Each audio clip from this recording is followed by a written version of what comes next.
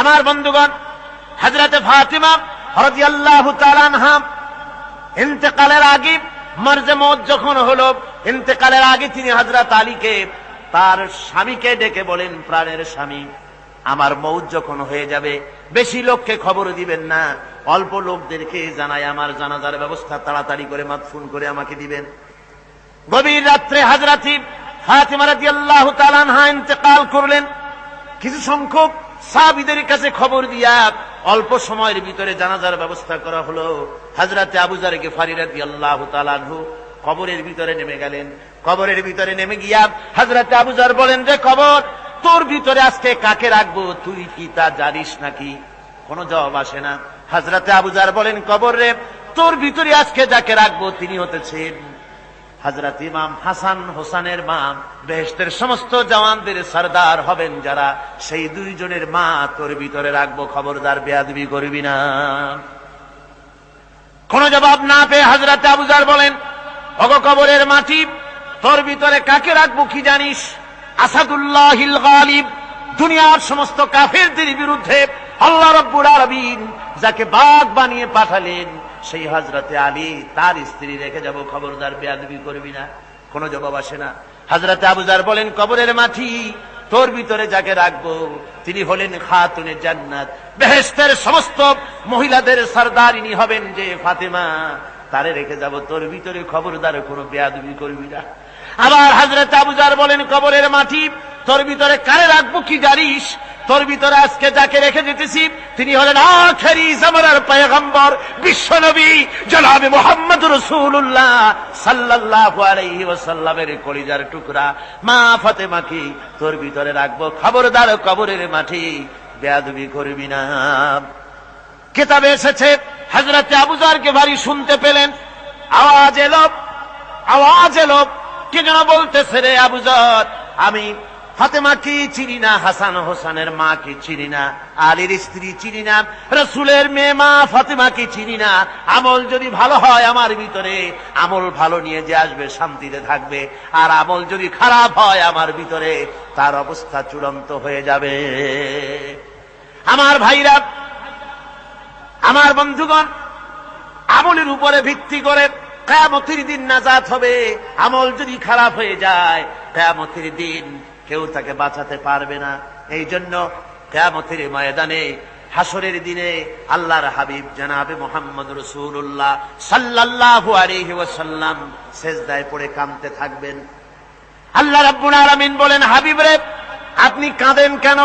আজকে তো আপনার কাঁদার দিন না, আমি আপনাকে মাকামে মাহমুদ দান করেছি, আমি আপনাকে কাউসার দান করেছি, আপনার আজকে সম্মানের দিন, মর্যাদার দিন, কাঁদেন কেন? আল্লাহর হাবিব বলবেন, রব্বুল আলামিন, মাকামে মাহমুদ পেয়েছি, কাউসার পেয়েছি, কান্দি এই জন্য আমি দেখতে পাচ্ছি আবার সামনে দিয়া ফেরেশতারা আমার উম্মতগুলি জাহান্নামের দিকে নিয়ে যায়। আল্লাহ রাব্বুল আলামিন বলবেন, ওগো আমার হাবিব, আমি আপনাকে ক্ষমতা দিলাম, আপনার জান্নাতি উম্মতগুলি আপনি বেছে নেন। আল্লাহর হাবিব তার জান্নাতের উম্মতগুলি বাঁচতে থাকবেন। হযরত আয়েশা বলেন, ইয়া রাসূলুল্লাহ, কিয়ামতের ময়দানে লক্ষ কোটি কোটি মানুষের ভিতরে আপনার জান্নাতি উম্মত আপনি চিনবেন কি করে? হুজুর বলেন, আয়েশা, কোন একটি ঘোড়ার কপাল যদি থাকে সাদা, এই সাদা কপালওয়ালা ঘোড়াটা যদি অসংখ্য ঘোড়ার ভিতরে যদি হারিয়ে যায়, তাহলে সাদা কপালওয়ালা ঘোড়ার মালিক তার ঘোড়াকে পাবে কিনা বলো? হযরত আয়েশা বলেন, হুজুর, অনায়াসে পাবে। আল্লাহ রাব্বুল আলামিনের হাবিব বলেন, আয়েশা রে, কিয়ামতের ময়দানে আমার যেই উম্মতেরা নামাজি ছিল, দিনদার ছিল, পরেজগার ছিল, দুনিয়ার বুকে ঈমান নিয়ে যারা চলাফেরা করেছে, আমার দিন কায়েমের, আল্লাহর দিনের জন্য যারা কাজ করেছে, ওদের চেহারা নূর চমকাতে থাকবে, ঈমানের নূর কিয়ামতের দিন চমকাতে থাকবে। সেই ঈমানের নূর দেখে দেখে আমি আমার জান্নাতি উম্মতগুলি আমি বেছে নেব। আল্লাহর নবী বলেছেন, মেয়ের পিতাকে গালি দিও না, ঠাট্টা করো না, যেহেতু আমি মুহাম্মদ রাসূলুল্লাহ সাল্লাল্লাহু আলাইহি ওয়াসাল্লাম, আমি মেয়েদের পিতা, আমি নিজে মেয়েদের পিতা, খবরদার মেয়েদের পিতাকে গালি দিও না।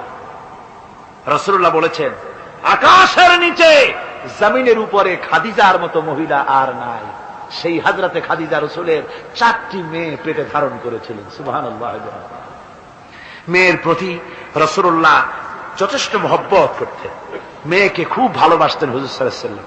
হুজুরের কলিজার টুকরা ছিলেন মা ফাতিমা রাদিয়াল্লাহু তাআলা আনহা। হুজুর যখন কোথাও যেতেন সকলের শেষে দেখা করতেন ফাতেমার সঙ্গে, আর বিদেশ থেকে সফর করে এসে সকলের আগে দেখা করতেন ফাতেমার সঙ্গে। সুবহানাল্লাহ। রাসূলুল্লাহ আরো বলেছেন, তোমরা যখন বাজারে যাবে বা ব্যবসা করতে যাবে বা বিদেশে যাবে, আসার সময় যে সব হাদিয়া নিয়ে আসো। আমরা যখন বাইরে যাই, বাজারে যাই, কিছু হাদিয়া আনি না, জামা কাপড় চকলেট ইত্যাদি আমরা আনে থাকি। রাসূলুল্লাহ বলেছেন, হাদিয়াগুলি তোমরা যারা বিদেশে যাও বাজারে যাও হাদিয়া আনবে, আর এনে ঘরের মধ্যে ঢুকে তা শুরু করবে মেয়েকে দিয়ে। প্রথমে দেবে মেয়েকে। সুবহানাল্লাহ। মেয়ের মর্যাদা ইসলামে সব চাইতে বেশি। কোন যুগে? যে যুগে মেয়ে হলে পরেই মাটির নিচে ঘেরে রাখতো, আছাড় মেরে মেরে ফেলে দিত। বেআইয়ি যামবিন কুতিলাত, কোন অপরাধে তাদেরকে হত্যা করা হলো। আল্লাহ পাক কোরআনে কারীমের মধ্যে বলেছেন তাদের অপরাধ আর কিছু না, তারা নারী, এই জন্য তাদেরকে মেরে ফেলা হতো। রাসূলুল্লাহ তাদের ইজ্জত দিলেন। সুবহানাল্লাহ বিহামদিহি। রাসূলুল্লাহ সম্মান দিলেন, ইজ্জত দিলেন তাদেরকে। কন্যা হিসাবে নারীর এই মর্যাদা। ফাতেমাকে রাসূল এত ভালোবাসতেন, ইন্তেকালের সময় হযরত ফাতেমা কাঁদতে কাঁদতে বেহুশ হয়ে যাওয়ার উপক্রম হয়ে গেছে।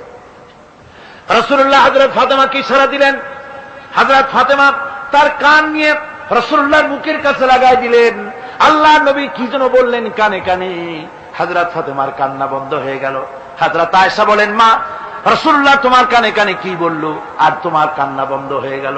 হযরত ফাতেমা বলেন, ইয়া আম্মা জান, আমার আব্বা আমার কানে কানে বলল, মা ফাতেমা তুই কাঁদিস না, তোর কান্না আমার বরদাস্ত হয় না, তোমাকে কাঁদতে হবে না। আমি তোমাকে সুসংবাদ দিয়ে যেতেছি, আমি মরে যাওয়ার পর সর্বপ্রথম তোমার সাথে আমার দেখা হবে। রাসূলুল্লাহর এই ভবিষ্যৎবাণী হযরত ফাতেমা বুঝতে পেরেছেন যে হুজুরের ইন্তেকালের পরে আমার বেশি দেরি হবে না, আমিও তাড়াতাড়ি হুজুরের সাথে শামিল হতে পারবো। হুজুরের ইন্তেকালের 6 মাস পরই হযরত ফাতেমা রাদিয়াল্লাহু তাআলা আনহা ইন্তেকাল করেছিলেন। কন্যা হিসেবে নারীর মর্যাদা ইসলাম অনেক অনেক গুণে বাড়িয়ে দিয়েছে। এই কন্যা শিশু, কৈশোর, যৌবন পেরিয়ে যখন যৌবনে তার বিয়ে হয়ে যায়, আল্লাহ রাব্বুল আলামিন তখন বলেন, ওয়া মিন আয়াতিহি আন খালাকা লাকুম মিন আনফুসিকুম আজওয়াজান লিতাসকুনু ইলাইহা ওয়া জাআলা বাইনাকুম মাওয়াদ্দাতান ওয়া রাহমা। আল্লাহ পাক বলেন, আমার নিদর্শনের ভিতরে এটিও একটি নিদর্শন যে আমি তোমাদের থেকে তোমাদের জোড়া তৈরি করেছি, তোমাদের স্ত্রীদেরকে তৈরি করেছি, তোমাদের সাথে তোমাদের স্ত্রীর ভালোবাসা সৃষ্টি করেছি, মহব্বত সৃষ্টি করেছি। এই মহব্বত আমি আল্লাহ তৈরি করেছি। আর যখন বুড়ো হয়ে যায় মানুষ, স্বামী স্ত্রী যখন বুড়ার বুড়ি হয়, তখন আর ভালোবাসা থাকে না, তখন ওই ভালোবাসা সহৃদয়তার করুণায় আমি আল্লাহ পরিণত করে দেই। বুড়ার জন্য তখন বুড়ি ছাড়া আর উপায় নাই, বুড়িরও আর বুড়া ছাড়া উপায় নাই। তখন ভালোবাসা কোনো বিশেষ কোন অক্ষ নিয়ে ভালোবাসা নয়, তখন একের উপরে অন্য একদম নির্ভরশীল হয়ে পড়ে। আল্লাহ পাক বলেন, এই অবস্থা আমি আল্লাহ সৃষ্টি করে দেই। সুবহানাল্লাহ বিহামদিহি। স্ত্রীকে রাসূলুল্লাহ কত ভালোবাসতেন। আল্লাহর নবী বলেছেন, আমার কাছে 3টা জিনিস প্রিয়, একটা হচ্ছে সুগন্ধি, একটা হচ্ছে নামাজ, আর একটা হচ্ছে স্ত্রী। সুবহানাল্লাহ। স্ত্রী আমার কাছে প্রিয়। হুজুর বলেছেন, তোমাদের মধ্যে সেই ব্যক্তি উত্তম যে ব্যক্তি তার স্ত্রীর কাছে উত্তম। আমি আমার স্ত্রীদের কাছে উত্তম ব্যক্তি। সুবহানাল্লাহ। রাসূলুল্লাহ স্ত্রীকে কত ভালোবাসতেন। বিশ্বনবী রাজনৈতিক কর্মকাণ্ড চালাচ্ছেন, যুদ্ধের দামামা বাজতেছে, চতুর্দিকে কত অশান্তি, সবকিছু চলছে, স্ত্রীর হক আদায় করতে ভুলে যাননি। রাতের বেলায় হযরত আয়েশার বয়স কম, তাকে নিয়ে রাসূলুল্লাহ একটু সুযোগ পেয়েছেন, বলছেন, আয়েশা সব তো ঘুমিয়ে, চলো আমরা একটু দৌড়াই। ওই যে দূরে একটা জিনিস দেখা যায়, দৌড় দাও, দেখি কি আগে যায়। দুজনে দৌড় প্রতিযোগিতা করলেন। দৌড় প্রতিযোগিতায় হযরত আয়েশা ফার্স্ট হলেন, হুজুর পিছনে পড়ে গেলেন। হযরত আয়েশা খুব আনন্দ করলেন যে আপনি কিন্তু আমার সাথে দৌড়ে পারলেন। পরবর্তী কিছু কাল যাওয়ার পর হযরত আয়েশা বলেন, হুজুর আজকে আবার বললেন যে চলো আয়েশা একটু দৌড়াই। হযরত আয়েশা বলছেন যে সেদিনের তুলনায় আমার শরীর একটু, আমি মুটিয়ে গেছি, শরীরটি স্থূল হয়েছে।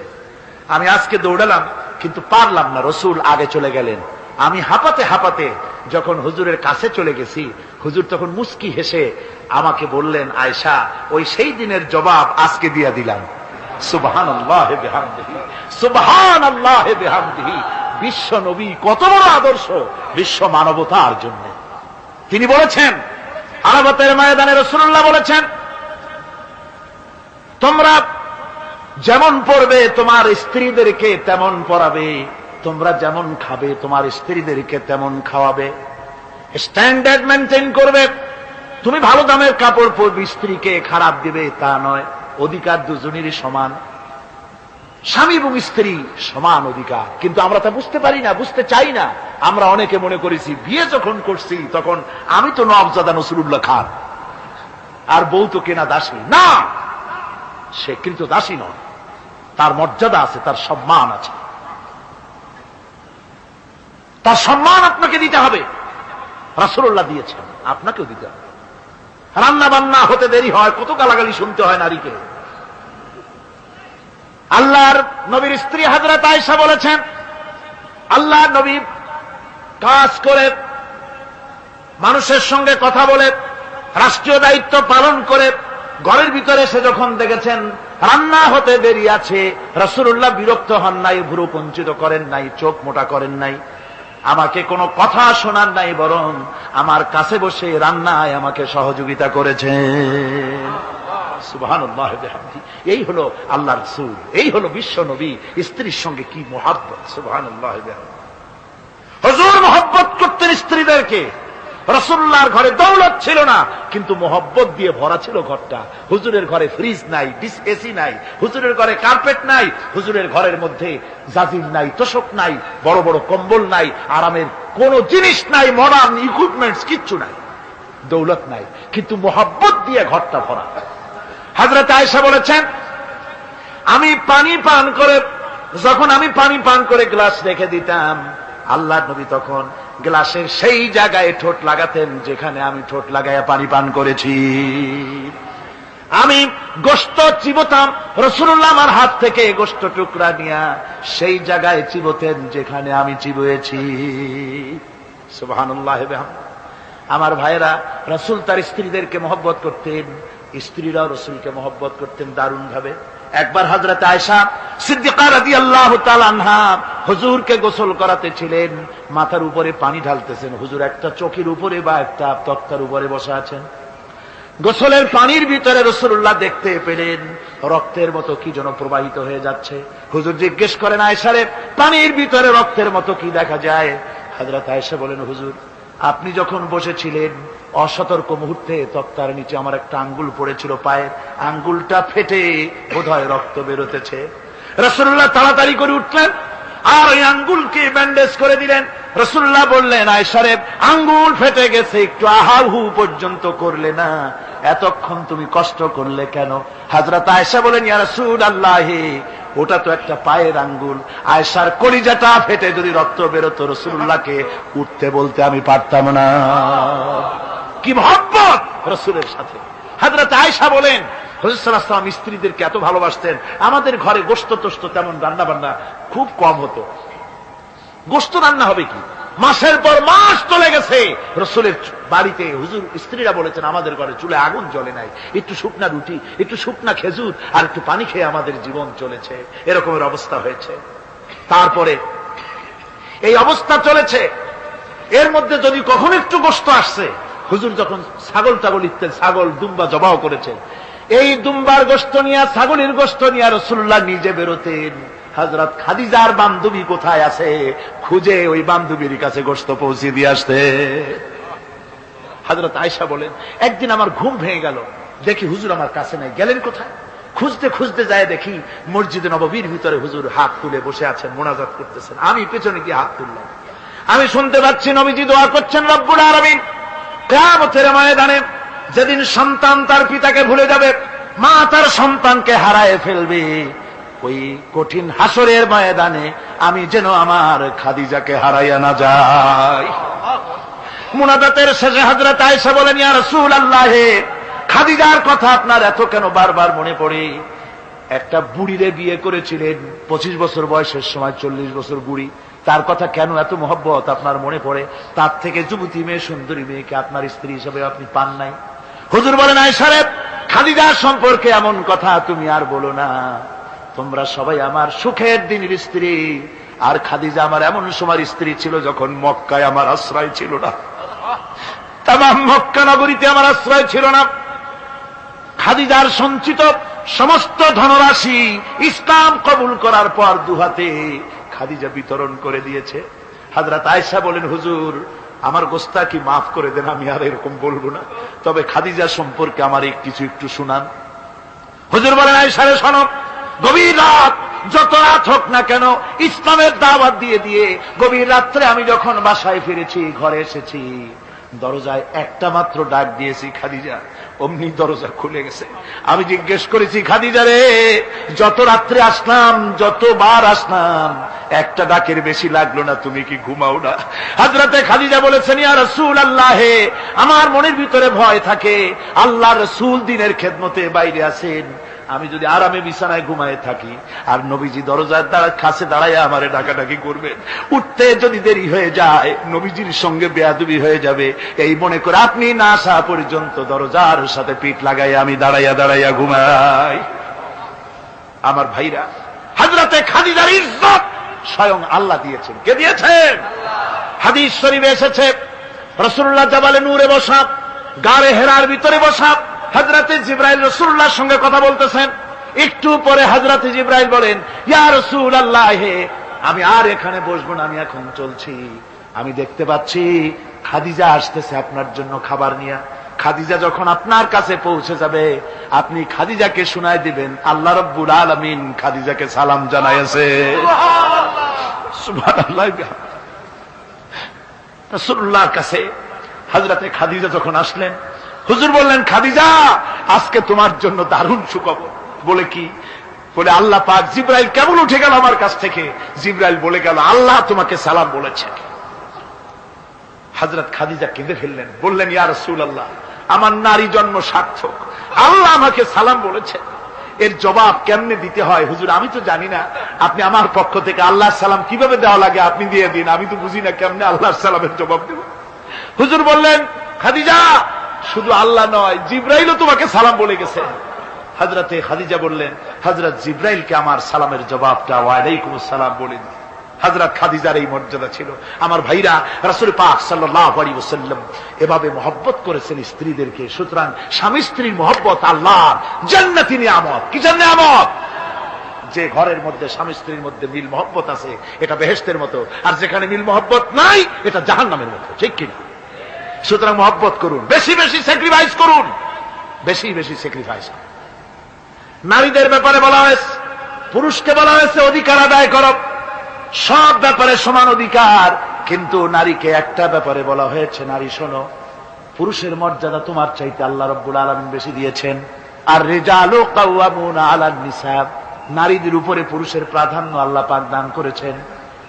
একদিন একজন সাহাবী বলেছিলেন, ইয়া রাসূলুল্লাহ, জংলি উট দেখলাম আপনার পায়ের উপরে সেজদায় পড়ে গেল, আপনি যদি আমাদেরকে অনুমতি দিতেন না, আপনাকে আমরা সেজদা করতাম। আল্লাহ নবী বললেন, মানুষ মানুষকে সেজদা করা, এ পারমিশন যদি আমি দিতাম, তাহলে দুনিয়ার সমস্ত স্ত্রীদেরকে বলতাম তারা যেন তাদের স্বামীকে সেজদা দেয়। স্বামীর মর্যাদা এখানে বেশি।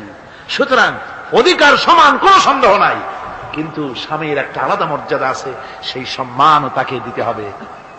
এরপরে এই সমান অধিকারের ভিত্তিতে স্বামী স্ত্রী চলতে থাকে, মাঝখানে আল্লাহ পাক তাদেরকে সন্তান দান করেন।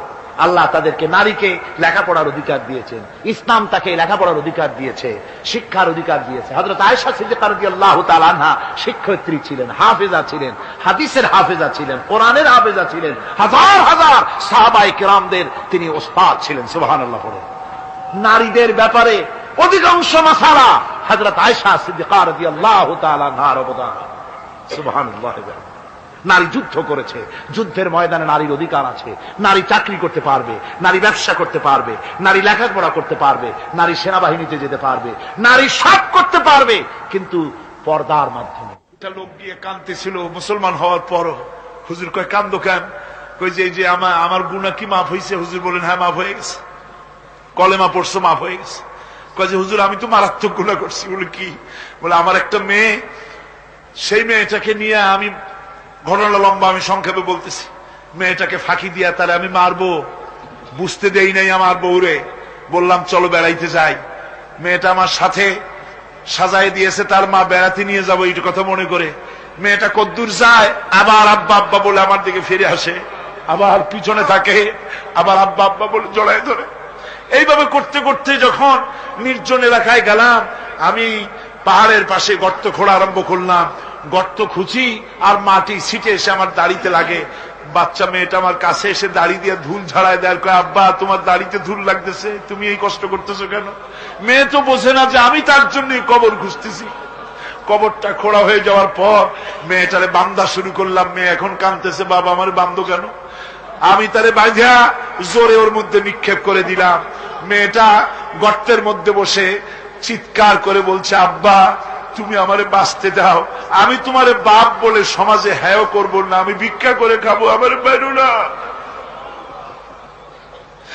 লোকটি বলছি ইয়া রাসূলুল্লাহ, আমার মনে দরদ আসলো না। আমি একটা পাথর উঁচু করে আমার মেয়ের বুক লক্ষ্য করে জোরে মেরে দিলাম। বুকটা ফেটে রক্ত ফিনকি দিয়ে উঠলো, আর মেয়ের বুক থেকে আওয়াজ বেরোলো, আব্বা। আমার কানে যেন এখনো সেই আওয়াজ বাজে। হাদিস শরীফে এসেছে, হুজুরের চোখের পানি দাড়ি ভিজে ভিজে জামার উপরে পড়তেছিল। হুজুর বললেন, আহারে মানুষও পারে এইরকম কাম করতে।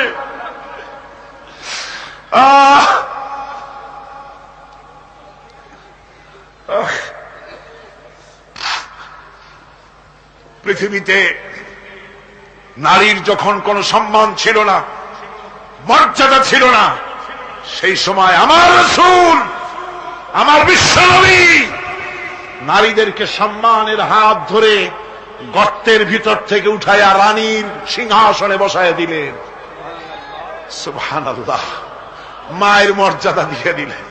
সুবহানাল্লাহ, নারীরা আমাদের মায়ের জাত।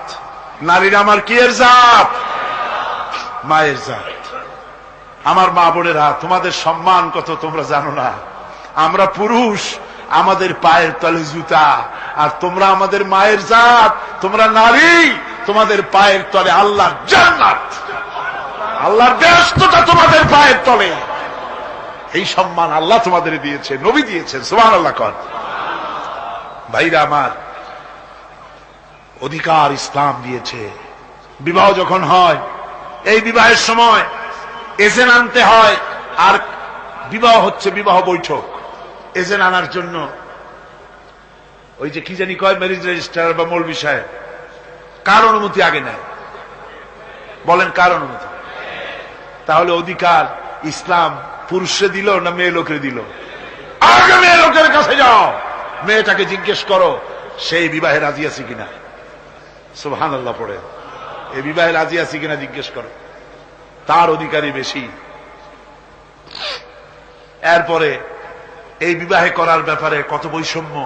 আজ বিবাহ করতে গেলে যৌতুকের প্রথা এসেছে। রাসূলুল্লাহ যৌতুক দিয়েছিলেন, ওটা যৌতুক না, ওটা উপহার, ওটা হাদিয়া। রাসূলুল্লাহ তোহফা দিয়েছিলেন হুজুরের জামাই। সুবহানাল্লাহ, কি জামাই! এক জামাই তো জিন্নুর আইন, যাকে ফেরেশতারা পর্যন্ত লজ্জা করত যারে দেখে, হযরত উসমান রাদিয়াল্লাহু তাআলা আনহু। আরেকজন হযরত আলী কাররামাল্লাহু ওয়াজহাহু। হযরত আলী, যার সম্পর্কে রাসূল পাক সাল্লাল্লাহু আলাইহি ওয়াসাল্লাম যাকে কত সম্মান দিয়েছেন, কত মর্যাদা দিয়েছেন, এই হলো হযরত আলী হুজুরের জামাই। আনা মদিনাতুল ইলম ওয়া আলিউম বাবুহা, আমি হলাম জ্ঞানের রাজ্য, আর আলী হলো সেই রাজ্যে প্রবেশের দরজা। সুবহানাল্লাহ। ভাইরা, এই হলো জামাই। আর মেয়ে খাতুনে জান্নাত, বিনতে রাসূল, বেহেশতের সমস্ত রমণীদের সরদারিনী মা ফাতিমাতুজ জাহরা রাদিয়াল্লাহু তাআলা আনহা। কি উপহার দিলেন বিয়েতে রাসূল! এই মেয়ে আর এই জামাই। উপহার হলো খেজুরের ছোবড়ার একটা তোষক, পানি উঠাবার জন্য একটা মশক, আর আটা পেশা একটা জাতা। এই হলো নবীর মেয়ে আর জামার জন্য উপহার। আবার স্ত্রীরা রসুলের প্রতি কি ভালোবাসা দেখেছেন। হযরত উম্মে হাবিবা রাদিয়াল্লাহু তাআলা আনহা, আমাদের মা আবু সুফিয়ান রাদিয়াল্লাহু তাআলা আনহু, তার মেয়ে। তার কাছে আবু সুফিয়ান তখনও কাফের, সেই কুফরি হালতে মেয়ের ঘরে গিয়েছেন। যাওয়ার পরে হযরত উম্মে হাবিবা বাপ যখন বসতে গিয়েছেন, তখন উম্মে হাবিবা বলছেন যে আব্বা একটু দাঁড়ান। এই অবস্থায় দাঁড়াতে বলে বিছানাটা উল্টায়া দিয়া তারপরে বললেন যে বসেন। বাপ মনে খুব দুঃখ পেলেন। আবু সুফিয়ান বললেন, মা উম্মে হাবিবা, আমি তোমার পিতা, ভালো একটা বিছানা থাকলে তাই বিছায় দেওয়া উচিত ছিল, আর তুমি বিছানাটা উঠাইয়া তারপরে আমার খালি জায়গায় বসতে বললা, আমি তোমার ব্যবহারে আহত হলাম। হযরত উম্মে হাবিবা বলেন, আব্বা জান, নিশ্চয়ই আপনি আমার আব্বা, শ্রদ্ধেয় পিতা, কোনো সন্দেহ এতে নাই, কিন্তু আপনি একজন কাফের। আল্লাহ রাসূল যে বিছানায় বসেন, সেই বিছানা আমি একটা কাফেরকে বসতে দিতে পারি না। সুবহানাল্লাহ।